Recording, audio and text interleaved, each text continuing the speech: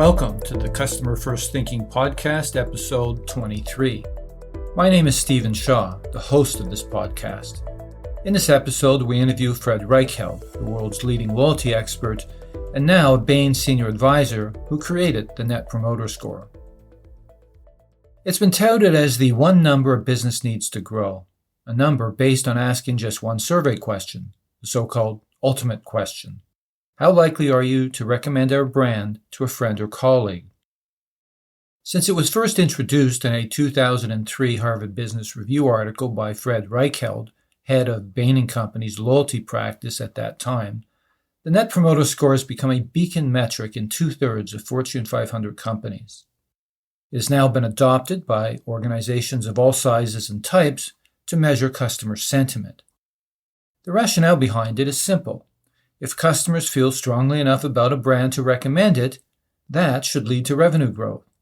And past studies by Bain have shown that it can be a great predictor of business performance.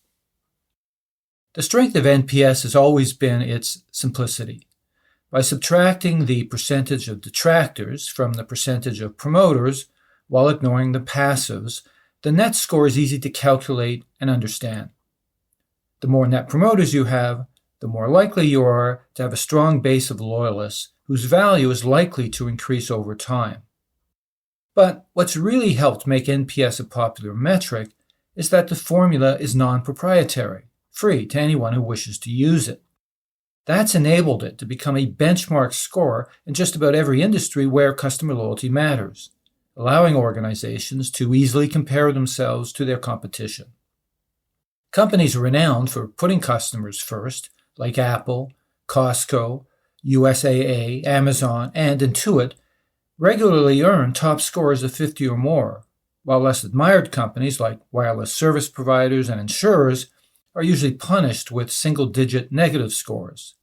That fact alone suggests a correlation between customer experience and market success. Or does it? NPS has its own share of detractors. In fact, Gartner predicts that more than 75% of organizations will abandon NPS as a measure of success for customer service by 2025. The reason?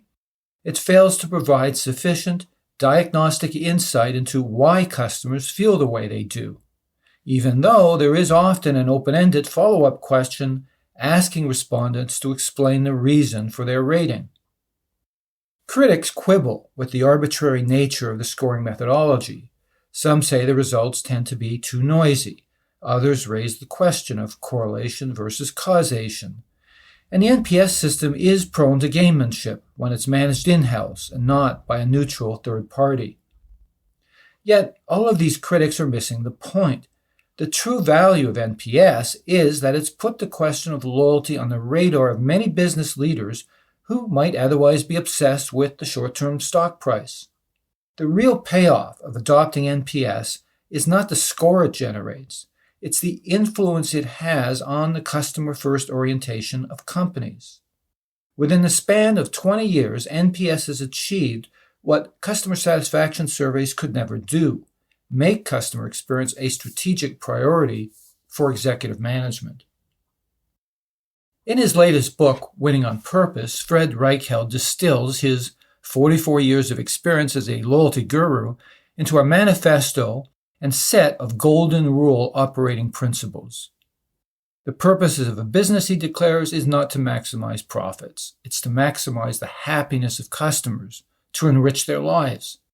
This worldview is a natural progression from his 1996 landmark book, The Loyalty Effect, which made the economic case for focusing on customers. I started by asking Fred how he would compare the loyalty landscape of that period to now.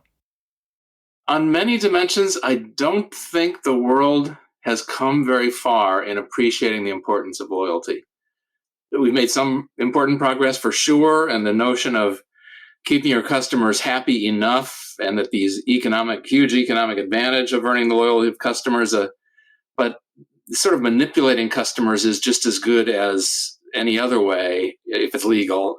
And that's not the nature of, the foundation of my thinking was if you treat people right, enrich their lives in a sustainable way. Of course, you have to be sustainable, profitable.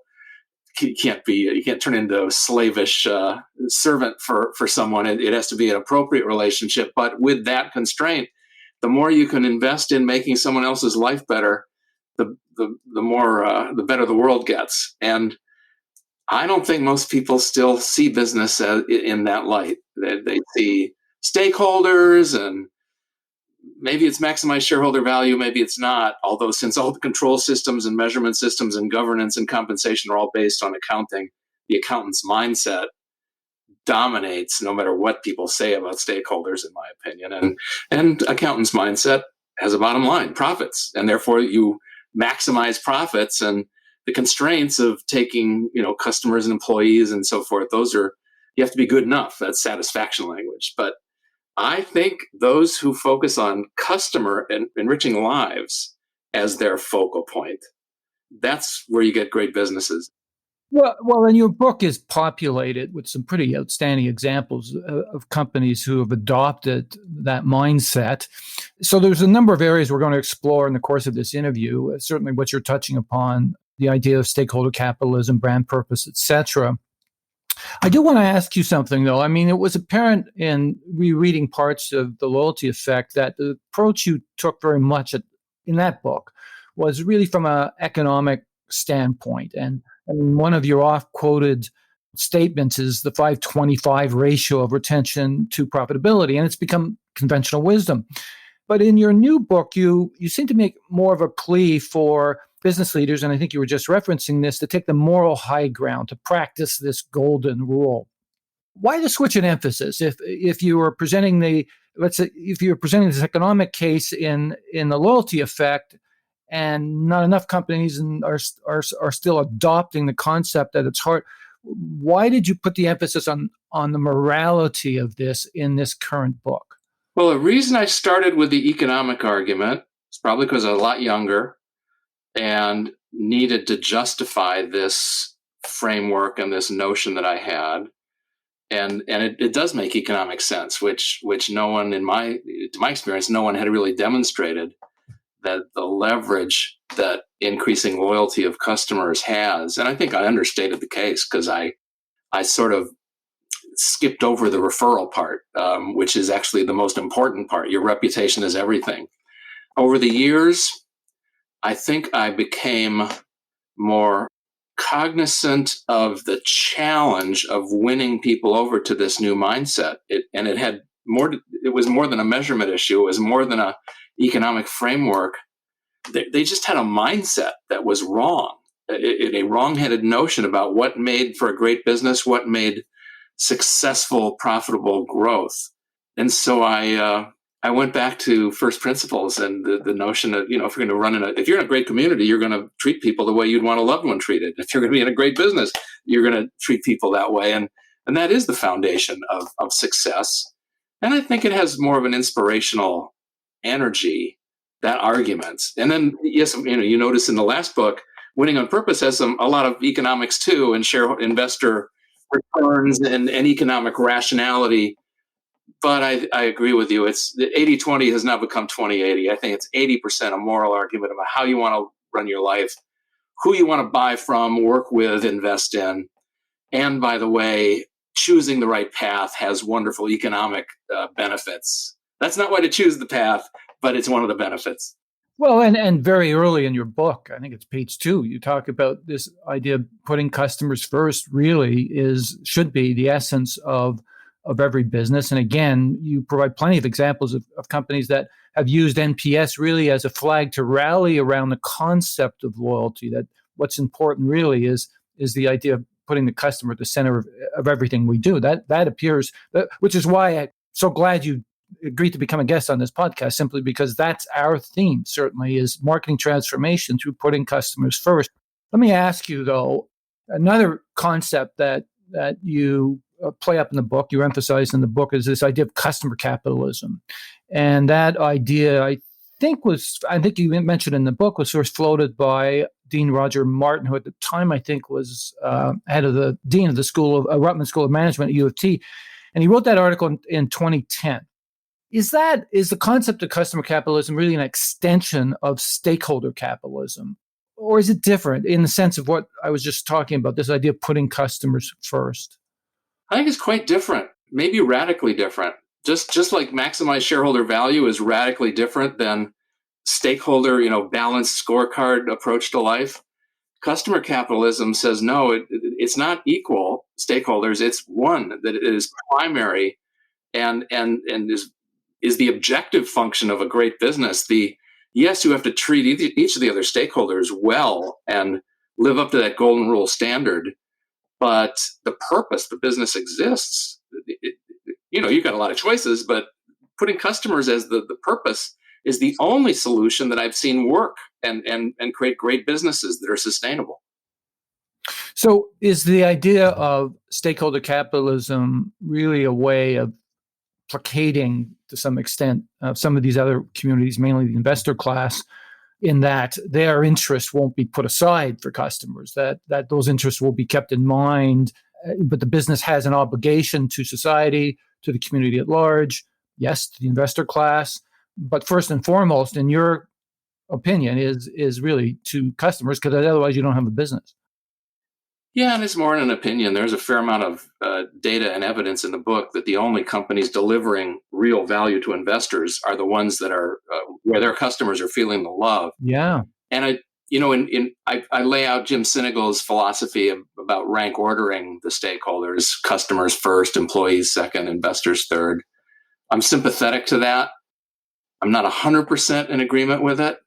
I think every human being you touch deserves a golden rule treatment. Mm-hmm. But as a community, I do think if you rally around any other stakeholder as your primary object of service, it collapses. Be a great place to work. Yeah, there's a lot of ways to be a great place to work that takes advantage of customers, and it doesn't grow very long because customers are the people.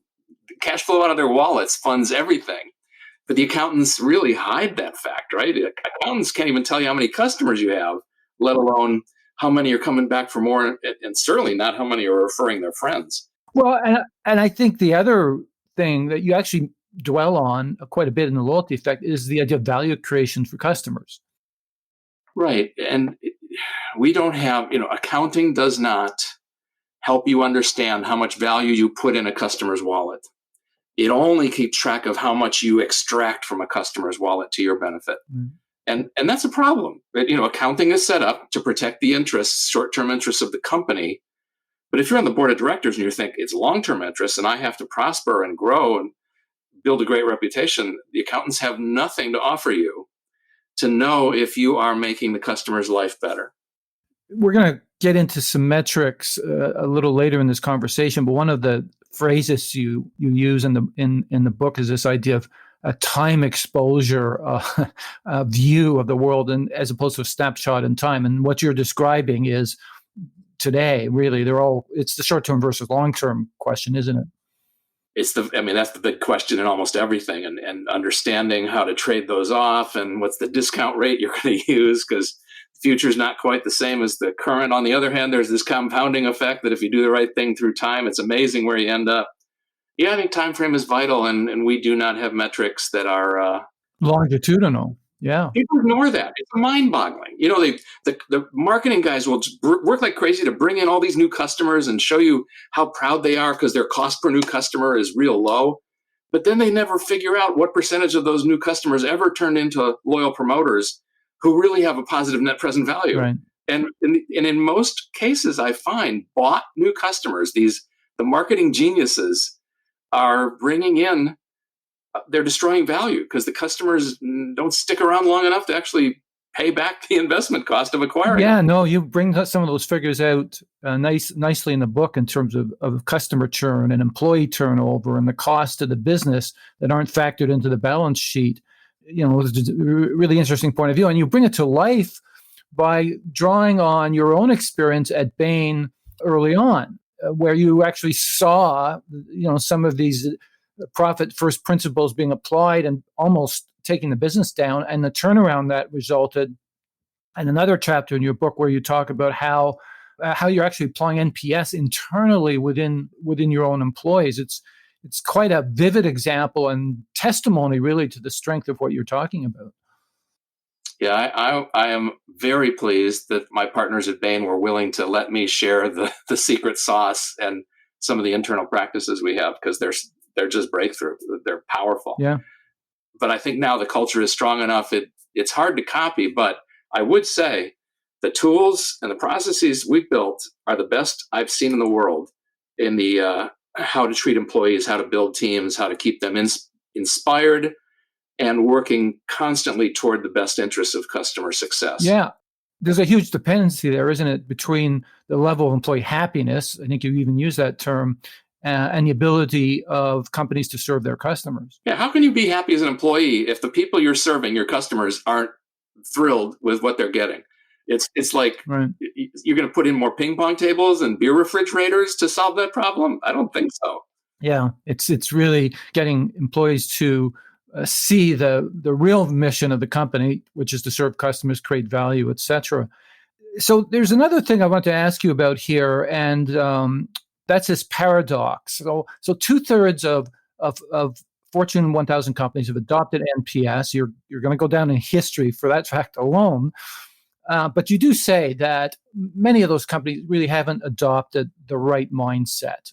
How would you describe their mindset today versus what it needs to be? Because in the end, business leadership is really crucial here, isn't it, to success? Business leaders have to adopt this philosophy, practice it, preach it, live it, frankly. How would you describe the mindset of most CEOs today versus what you think that should be? Well, I think only 10% of leaders today believe the customer comes first. So 90% of businesses have embraced a mission that is, in my mind, guaranteed to fail. Mm-hmm.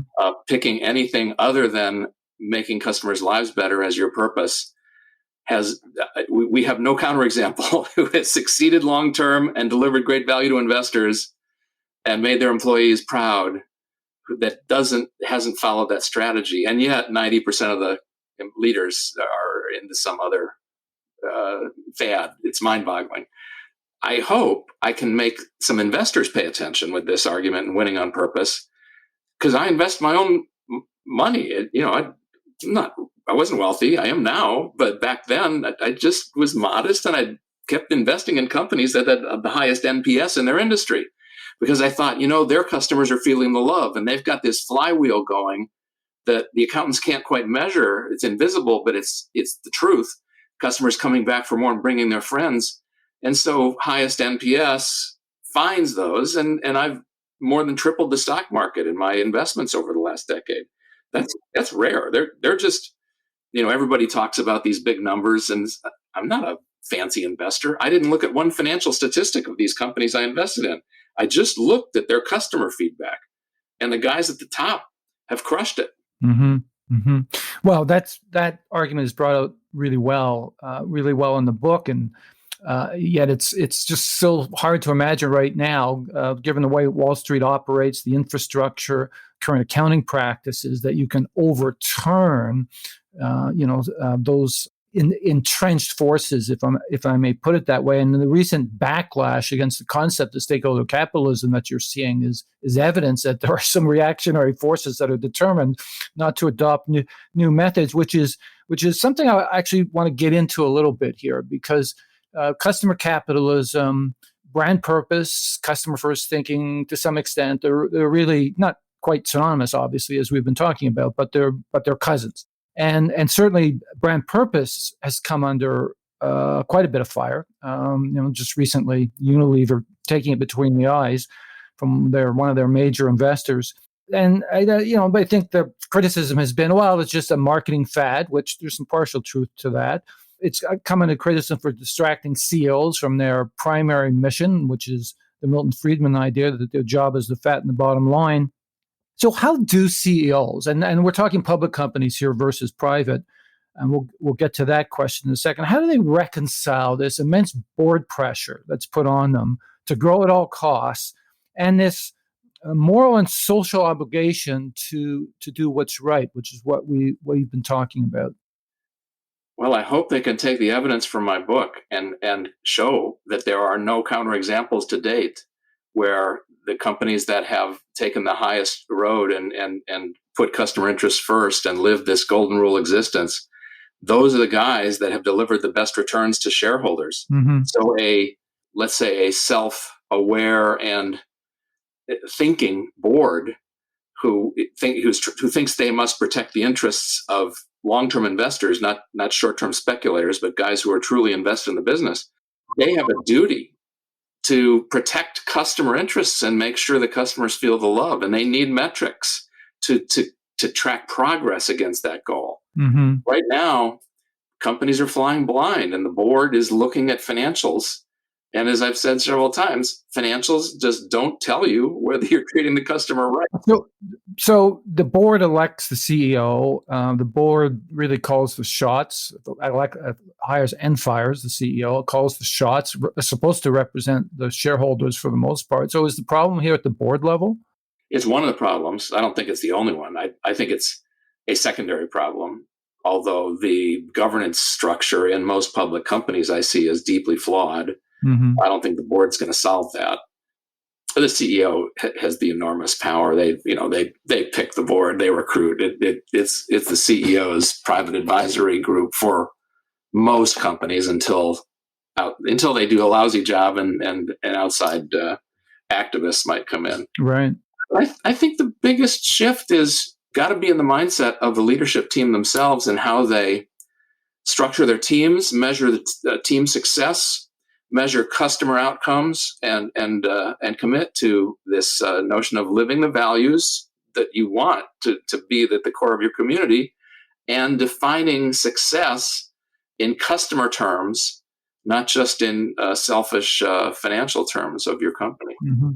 Well, and you've again proven in the book that there is this correlation between NPS and growth and success and profitability, good profitability, not bad profitability as you describe it. But a lot of companies, to the point you were raising earlier, don't have finance people who believe in it. They think it's voodoo, and until I guess they're won over, it's really hard to make the case, isn't it?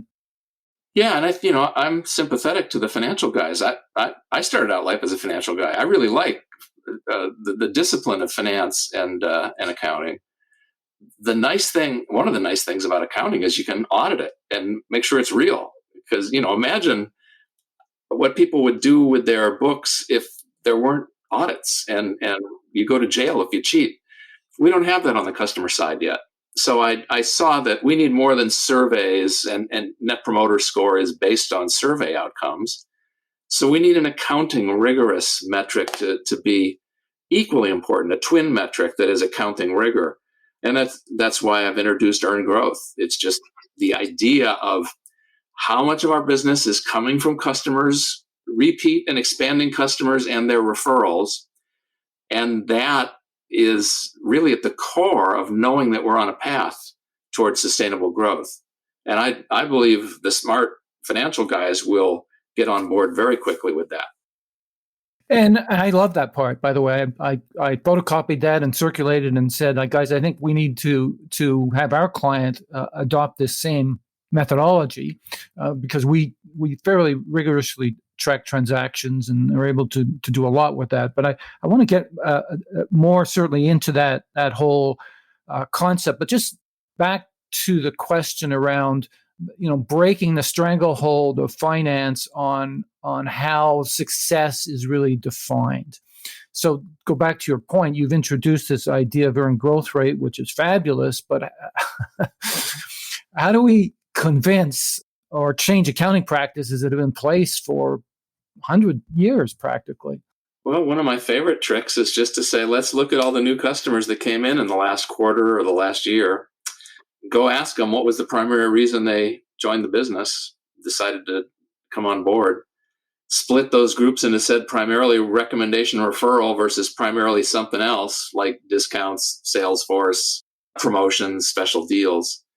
And look at the behavior and get a net present value estimate of those two customer groups. And CFOs get that very quickly. Said, my gosh, we have been wasting a ton of marketing dollars on negative net present value outcomes. And once people say I can save a lot of money on that, where should I invest it? Well, it has to be in both either delighting your existing customers to create more promoters, or helping the promoters you've earned, the customers who really love you, helping them be more effective at referring and talking you up. So, give them the stories, give them the digital tools, make them feel like insiders. And this notion of multiplying and harvesting the promoter goodwill, I think, is where smart marketers are going to focus most of their energy. Well, and the concept of customer equity has been around for a while, brand equity as well, and yet it's not reflected on the balance sheets, right? It's buried under this idea of goodwill. Yeah, it's a very First of all, goodwill is a fuzzball concept in accounting. I think it's one of the least impressive developments. It makes the books foot, but it doesn't really do anything to help understand the underlying economics. And that's why private equity firms who are pretty economically rational, they just wipe out all of this baloney accounting, Sure, like depreciation and goodwill, and they just look at EBITDA. That reflects my feelings as well. To get customer equity or brand equity believable, let's keep it simple, and let's use metrics that you can audit. And that's what earned growth is. How much of your growth is coming from your existing book? That gives you a really good sense of what the future looks like for you. NPS is coming up in earnings calls more and more Too often. Too much, because it's unaudited baloney NPS. But Fred, we're going to get into that because I do have a question a little later on about best practices around this. So for sure. But also just sticking with the measurement question. So who owns that? Who owns the champion, if you will, of the earned growth rate? Is that marketing? Because marketing doesn't have a lot of credibility in the C-suite, and particularly not with CFOs. They're a cost center. They're viewed universally as a cost center because they can't correlate their investments, if you want to call it that, back to the growth of the business in so many different ways. So who takes up that challenge? Does marketing have to figure out a way to do a better job of this, or is that lie someplace else? I think the best marketing guys are going to convince the CFOs that they need to be measuring earned growth. Mm-hmm. And then they're going to demonstrate that Net Promoter is a very useful tool for managing earned growth upward. Mm-hmm. Earned growth is not a tool to learn how to get better. It gives some analytical baseline. What's a yardstick? It can, you can do financial analysis and figure out which customers, but it doesn't get you to the why, and you can't really evaluate experiments in real time. So I think by getting CFOs to embrace earned growth, as they understand the connection to Net Promoter tools and processes, marketers are going to find way more interest and support for pursuing those.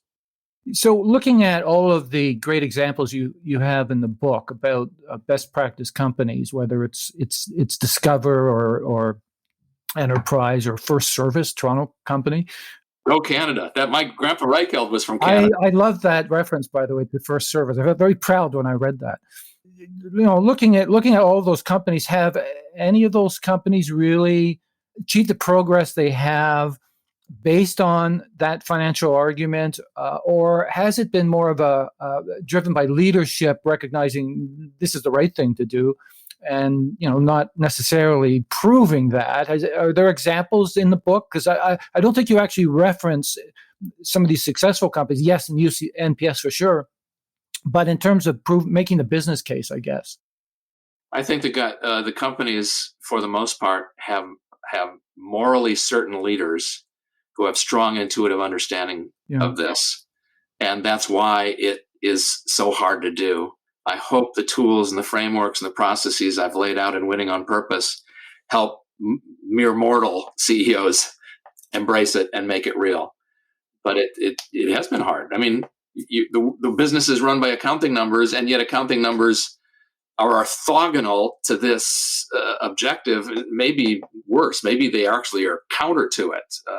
And so it takes great leadership and a moral foundation that inspires teams to put customers first. That's a big deal. they're scared. Employees are going to worry about themselves first. It's interesting because my roots lie in direct marketing. So that's how I learned my trade, if you will. And what's interesting is if you scratch the surface of any direct marketer, my dad, for example, worked for Reader's Digest for about 35 years. They were classic direct marketers, continuity publishers, etc. They understood a lot of these basic concepts of customer retention and recurring revenue, and that's how they grew and that's how they prospered then, until the company got taken over. It's not dissimilar, incidentally, from the Bain story, and it started a long downhill run. So we've got a classic example of how a company, family run, of course, at the time before it went public, and then the immediate and sharp decline after it became public. It's a living example of the very principles you have in your book. But my point was simply going to be the methodology of it. This has been around a long time. It just isn't being applied today outside of a very small circle of pure play DM companies, frankly. Yeah, and at one point I thought, this loyalty game, it's really a niche strategy. I like it the best. It's who I want to spend my life with. Yeah. But as I got older and saw more and more industries and more examples, I saw it, actually, this is the only strategy that works long term. Whether it's harder in some ways in a public company, for sure, but public or private, these examples I've laid out in the book they're crushing it. Yeah. And it's not that you put customers ahead of investors. You put customers first because that's the only way to give outstanding results for investors. Right.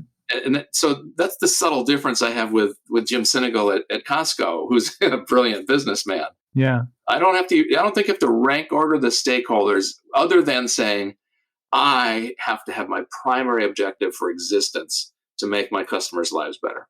Well, one of the stories you bring out in the book is the 14% rule that he applies. It's a brilliant part of the book. I just thought, yeah, that's certainly a way to gain on your competitors. Make a promise you can keep, and then make it in the interest of customers. It's a fabulous example. And then Jeff Bezos basically copies that for Amazon. That was another cool example. The book's full of wonderful proof points, I have to say.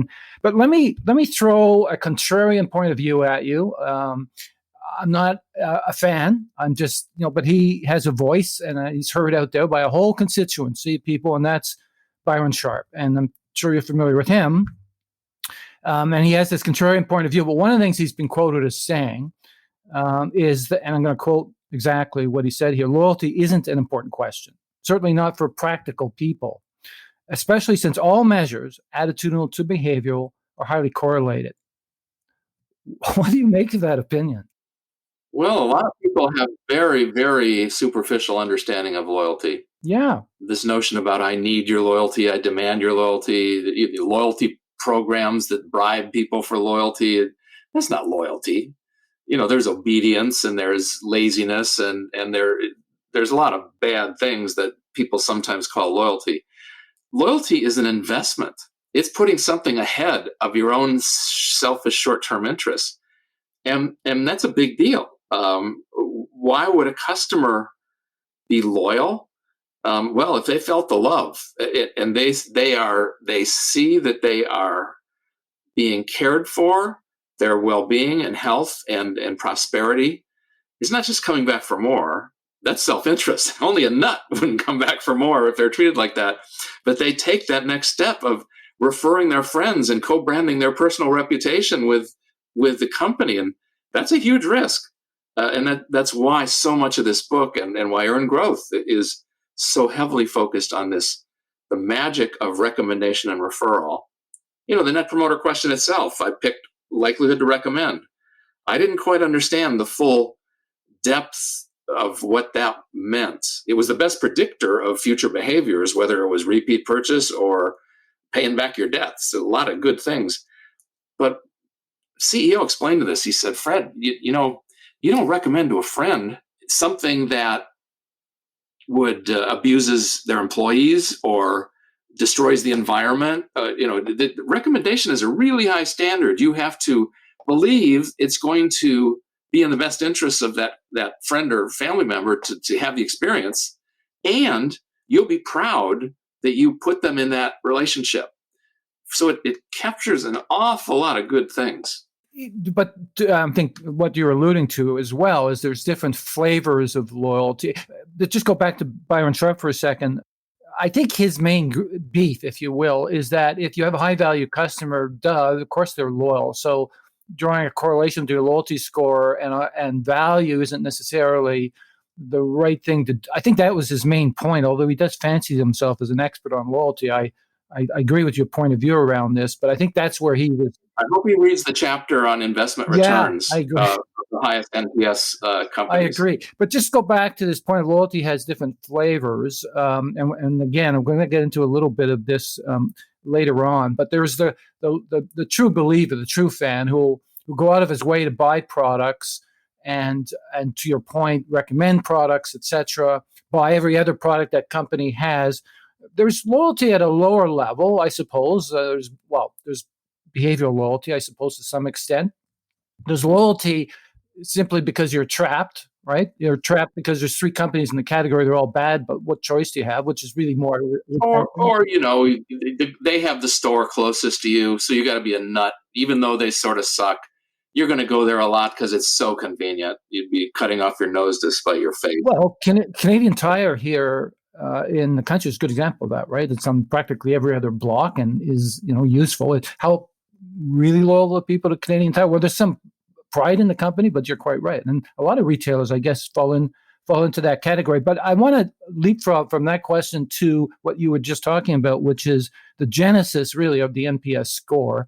And you credit Enterprise, I think, for giving you the initial inspiration, because I guess they were doing some SAT study at the time. Yeah. Can you explain how you actually landed on the fact that likelihood to recommend was, in fact, the best predictor of true loyalty? Well, I saw Enterprise with a process that was working really well for them. And it just called up a big sample of customers at every branch and asked them if they were completely satisfied and how likely they were to come back, return. I thought, there's too many surveys in the world. I wonder if there's just one question we could ask that would actually get to the core of this. And I tested what Enterprise was using and a dozen other questions about satisfaction and proud of us. And anyways, long story short, the one that predicted future customer behavior is best. We actually watched customers over the next year or two and compared that to the scores that they gave back at when T was 0. And it was likelihood to recommend. How likely to recommend us to a friend was the predictor, the best predictor. Now, not the best in every industry, but almost the best everywhere. So it had this universal application. And I thought, if we have one question all around the world and it gets at this highest form of loyalty, I'll go back and buy from my current supplier because I know my way around and I'm sort of lazy. Or maybe it's software, it's enterprise software, and now we've implemented it. My God, we're not going to shift to a new one. It's a monster lift. Repeat purchase, that doesn't really get at loyalty. Referring to a friend, that is the highest standard, and it's totally contemporaneous, timely. It's at this instant how likely you'd recommend to a friend, and it uncovers the good and the bad in a way that's very practical. So was the success, or has the success of NPS been because as it spread into all different categories and companies and began to be adopted, it's a fantastic benchmark measure within a category and to some extent really extend across categories. Like companies aspire to get an Apple score, Costco score, and say, what do we need to do to disrupt the category to get to that level? For sure, it's been great in that way. What do you attribute the success of NPS to? The fact that it is this one singular benchmark measure? Yeah, I've thought about that. I think part of it is that recommendation is at the core of true love and loyalty. Recommendation is an act of love, by the way. You do it because you want something good for your friend or family member.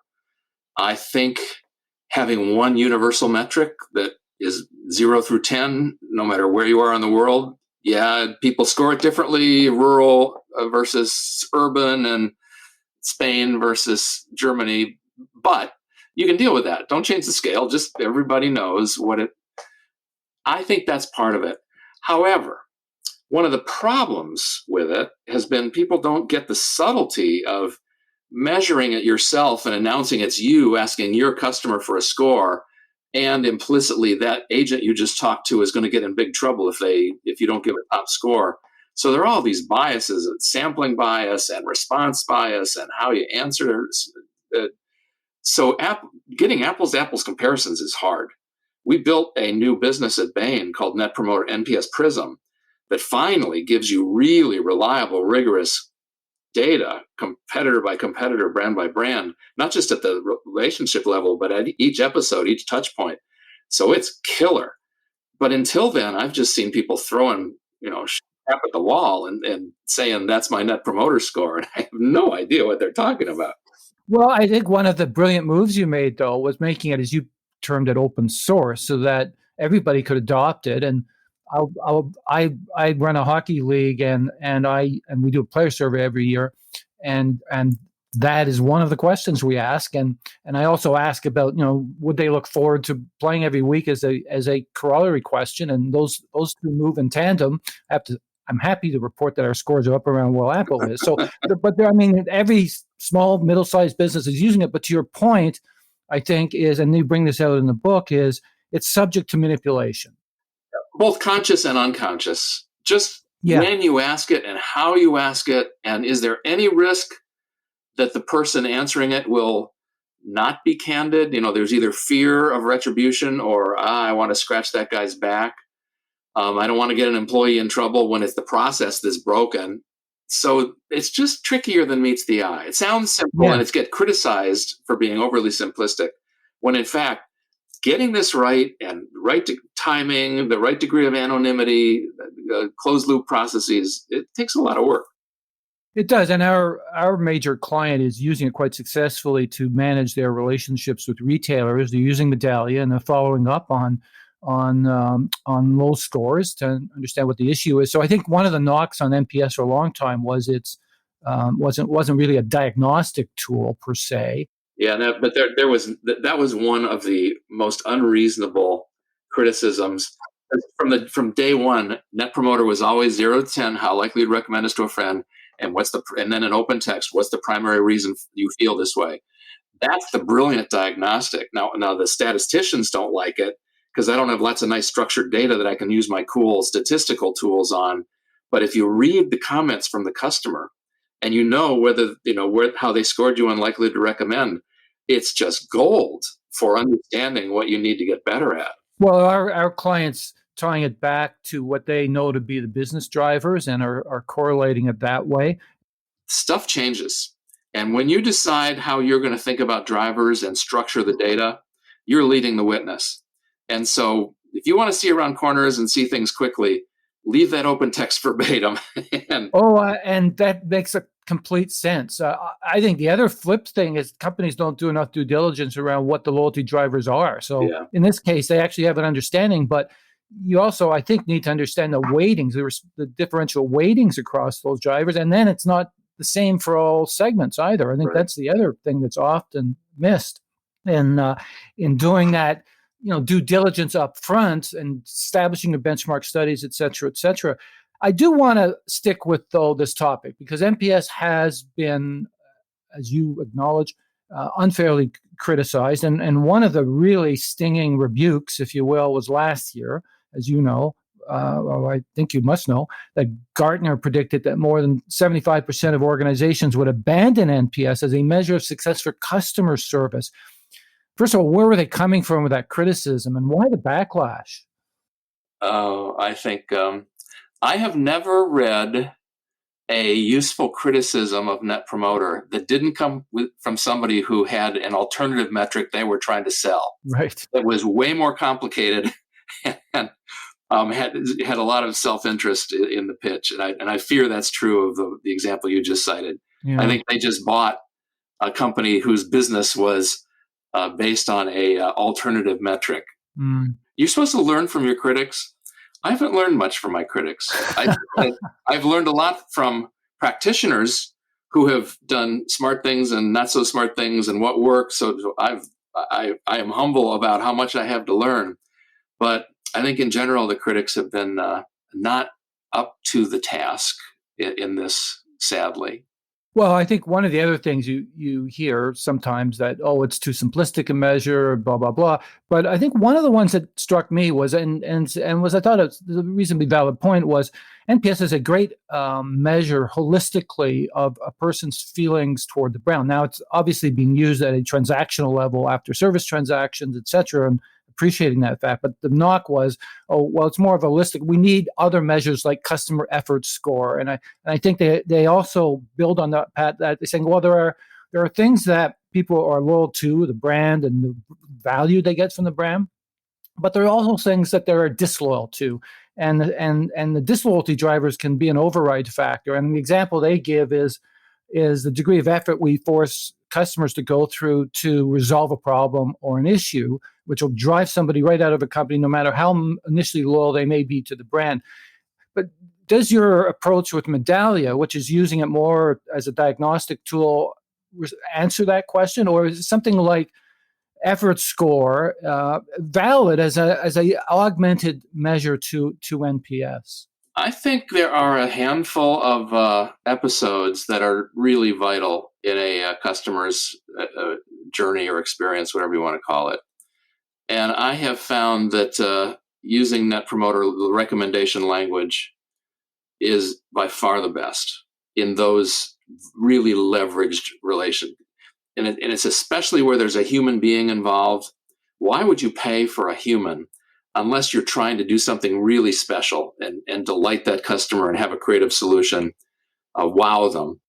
And the cool thing about likely to recommend a friend 0 through 10, it catches the wows.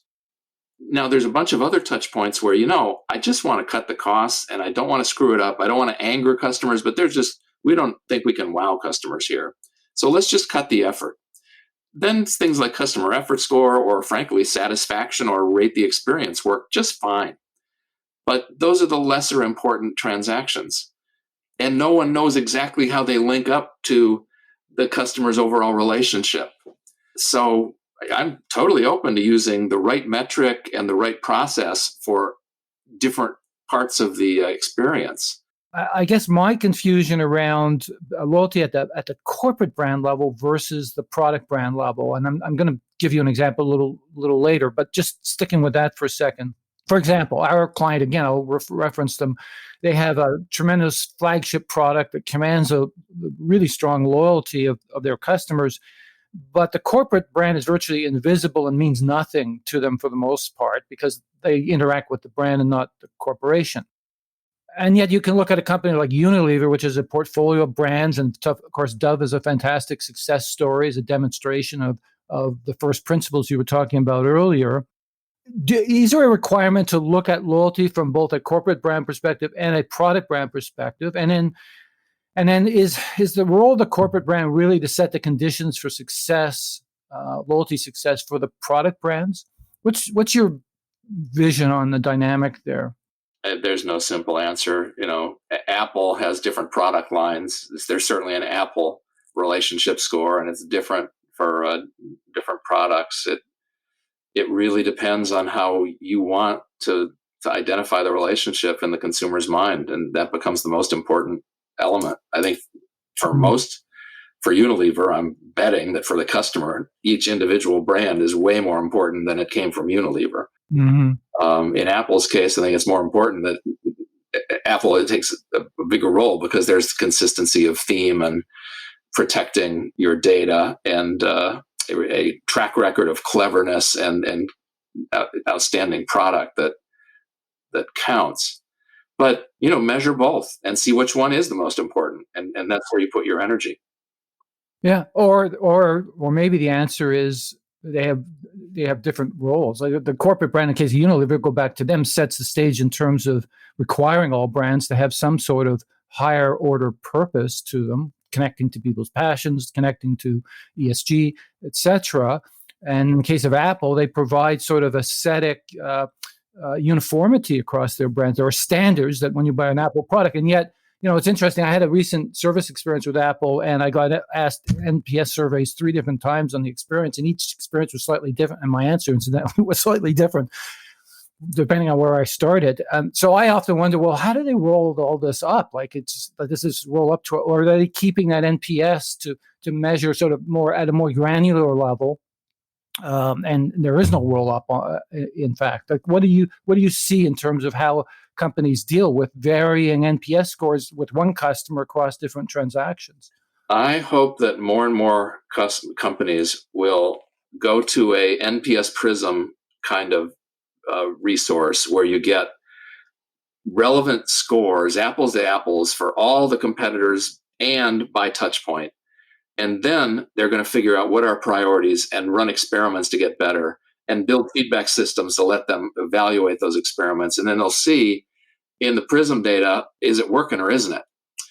But today there's a little bit of a chaos where, gee, I really don't have benchmarking studies across my key competitors in my local markets. And so I'm making up pseudo benchmarks, and it's very fuzzy. Well, and that's the other thing you bring out in your book, right? The book will help, but it also is, I spend $10 billion putting my accounting numbers together around the world, but I'm going to put $25 behind my marketing feedback rigor. Which is more important? All the money is coming out of customer wallets. Do you want to understand earned growth rate and how many are coming back for more and bringing their friends and why? Well, I think smart people are going to invest in that. Well, I mean, I think that's back to the question of who's holding the purse strings on investment in improving the customer experience. And today, it's still very much an operational expense, isn't it? It is indeed. And I think that's one of the reasons to get the board of directors interested in this. Because just like the audit committee at the board demands things from the finance organization, the customer committee from the board should be demanding reliable information on customer results, because they are so vital to the long-term interests of investors and the company itself. Can I just go back in time a little bit in the few minutes we have remaining here? And like, you spent your whole career in pursuing this, I'm going to call it messianic vision. May I use that term? But Bain was, I think, the first consultancy to actually have a loyalty practice. You created a bit of a groundswell around it. Just go back to that period, if you don't mind, and help me understand why Bain decided that was going to be a growth area for the business. The idea of consulting on loyalty. I think we saw that it was an angle of view on the world that people did not understand, but had great power to drive practical progress and results to help people succeed and to make the world better. It led people down a path of treating customers right and putting employees in a way that inspired them to be parts of teams that treat people right, and understanding the loyalty benefits is the economic reality that stokes that engine. So I think we're enough people convinced in Bain that this was a transformational perspective, and it continues to be. It has enormous power, as you see in the book. The example after example, industry after industry, it is stunning what leaders have been able to achieve with this. Yes, that's for sure, and that's a big part of your legacy for sure. So you mentioned earlier, and it's in the book too, that 10% of executives, just 10% of executives believe the purpose of their business is to, this is a phrase you use constantly in the book, to enrich people's lives. Just in closing out the interview here, what's it going to take to convince the other 90% that, I mean, we talked a lot about making the business case. We've talked about sort of pleading to the moral imperative. The connection to businesses and corporations have to redefine themselves in this world today. Larry Fink's recent letter just even emphasized that more, the role of the corporation. The Business Roundtable came around to the idea of stakeholder capitalism. I could go on. There's been a strong movement in the last number of years, certainly, behind this, but yet 10% believe that their job is to enrich people's lives. What more is this going to take to get them over this threshold? You've spent your entire career doing this. What more do you think needs to be done? I think the greatest thing is to get people to read the book, sit down with their teams, once a week, once a month, and talk about each chapter and what their reaction is to it and what the implications are for our business and for the important decisions we're making right now.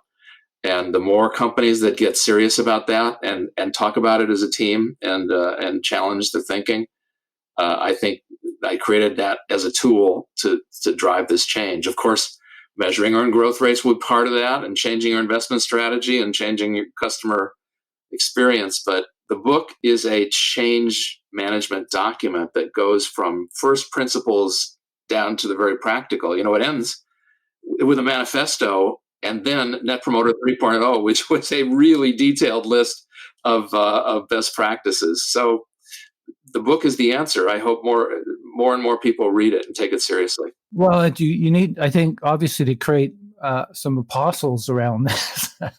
I'd like to think that's the role of certainly my site in spreading the message around this. So you've written a number of books over the years. We referenced Loyalty Effect. It's enduring. It's been sitting on my bookshelf for 26 years for a reason. Certainly, all your other books have been bestsellers and struck a chord. What's the next one going to be about, though? You've pursued this relentlessly over all these years, achieved great success with NPS. You'll be in a pantheon of marketing management thinkers or management thinkers, period, as a result of your good work over the years. What's the next phase look like for you personally? I don't know the answer to that. I think, I'm getting old, so it's time to go out in the garden and start taking care. And you're a big gardener. You got the loyalty bell in the back and everything else, right? That's a cute part of the book. Gardening is a pretty good metaphor for a lot of things in life. It is too, isn't it? Yeah, I think this earned growth rate will be a centerpiece of the next 10 years. And just where Net Promoter was unheard of when I invented it 20 years ago, no one's heard of earned growth. I'm hoping that in 10 years it becomes standard. No business would ever consider running themselves without having a audited earned growth rate that they understood internally and could report outside. Yeah, and that shows up in the annual report and demonstrates the success of the company. Exactly. Yeah. Fred, this has been everything I expected and more. You're a delightful person, first of all, to talk to, very easy to talk to. So I just so enjoyed the conversation, and certainly the spirit of it and everything you believe in, I believe in, and I'm trying to do with this site. So I want to thank you very, very much for the time you've given me today. It's a true honor, a true honor. My pleasure. Thank you very much. That concludes my interview with Fred Reichheld. As we learned, business growth can no longer come at the expense of customers or society in general. The foundation for sustainable profits is a commitment to putting customers first. Some of the most successful brands in the world today have validated that loyalty equation, consistently outperforming the market over time. But that requires a fundamental shift in management culture, which today treats business as a growth at all costs war. The purpose of a business should be to make the world a better place for customers. Unfortunately, our financial system is not set up to reward good deeds. Progress toward a more humane form of capitalism is held back by accounting practices that value short-term profits over growth in customer equity. You can find past episodes of this podcast on customerfirstthinking.ca, where you'll also find articles, strategic frameworks, video, and more on the transformation of marketing. In closing, a big shout out to my friends and colleagues, Justin Eacock and Shak Rana, for their contribution to making this podcast happen. Until next time, thanks for listening.